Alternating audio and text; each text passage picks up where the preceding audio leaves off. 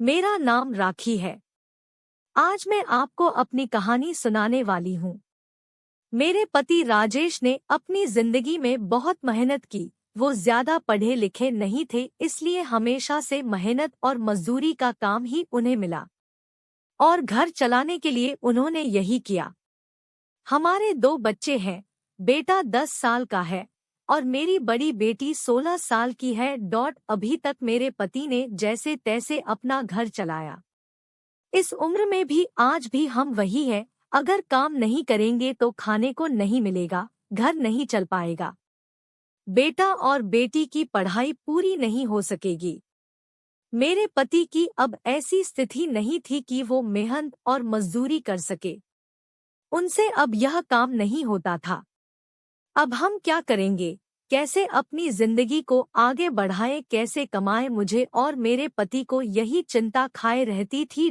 नौकरी नहीं है तो अब क्या? फिर मुझे एक दिन बैठे यह ख्याल आया कि क्यों ना हम एक छोटा सा ढाबा खोल लें शहर के बाहर, जहां से वाहन और गाड़ियां आती जाती है। वहां टिन का छोटा सा छपरा बनाकर चाय और खाने का एक छोटा ढाबा खोल सकते हैं।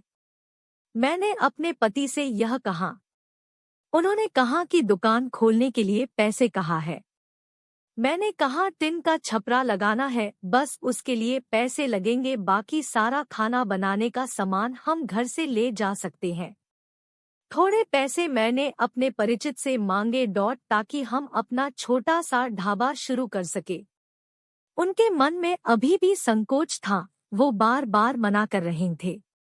लेकिन मैंने कहा हम एक बार कोशिश करते हैं और ज्यादा कुछ नहीं लगेगा। कुछ दिनों तक मनाने के बाद वो मान गए और हमने एक छोटा सा ढाबा शुरू कर दिया। पहले दिन मैं और मेरे पति वहां अपने ढाबे पर बैठे थे, लेकिन कुछ खास लोग नहीं आए। ढाबा छोटा और ऊपर से सभी खाने वाले पहले ही अपने ढाबे फिक्स किए होते हैं कि उन्हें कहाँ रुकना और कहाँ खाना है। हमारा पहला दिन निराशा भरा था। कुछ दिन ऐसे ही गए, कोई इक्का दुक्का लोग चाय पीने रुका करते थे, लेकिन इतना नहीं होता था कि हम उससे अपना घर चला सके। मेरे पति फिर से किसी काम की तलाश में लग गए। उन्हें एक काम मिल गया जहां पैसे कम थे लेकिन कम मजदूरी थी। उन्होंने वो कर लिया, लेकिन मैंने ढाबे पर जाना नहीं छोड़ा। अब मैं अपने बेटे और बेटी के साथ वहां जाने लगी। हमने हिम्मत नहीं हारी और धीरे धीरे कुछ लोग हमारे यहाँ आने लगे। एक महीने में ग्राहक और भी ज्यादा आने लगे। कोशिश करते करते अब हमारे यहाँ रुकने लगे थे। उन्हें घर जैसा खाना मिल रहा था, इसलिए हमारा छोटा सा ढाबा चल निकला। मेरे पति जितना कमाते उससे ज्यादा अब ढाबे से कमाई होने लगी। देखते ही देखते हमने जो छोटा सा ढाबा खोला था उससे हमारी आर्थिक स्थिति में बहुत सुधार हो गया। जो कर्जा लिया था वो भी उतर गया। हमें एक नई उम्मीद मिल गई। सब कुछ अच्छा चल रहा था। ढाबे को खोले 6 महीने हो गए थे। हमारे चेहरों पर रंगत आ गई थी। लेकिन फिर ऐसा कुछ हुआ जिसके बारे में मैंने सोचा भी नहीं था। एक दिन घर से जब हम लोग ढाबे के लिए जा रहे थे तब मेरे पति कहते हैं, ढाबा आज से बंद, कोई भी अब वहां नहीं जाएगा। यह कहते वक्त वो बड़े ही गुस्से में थे।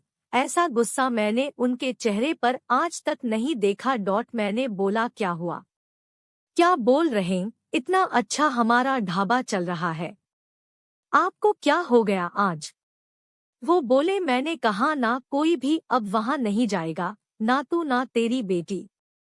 मैंने बोला, आप शांत हो जाइए, आपकी तबीयत ठीक नहीं है, आप आराम करें, हम लोग इस बारे में बात करते हैं। वो और ज्यादा गुस्सा हो गए, कहा कि कोई बात नहीं होगी,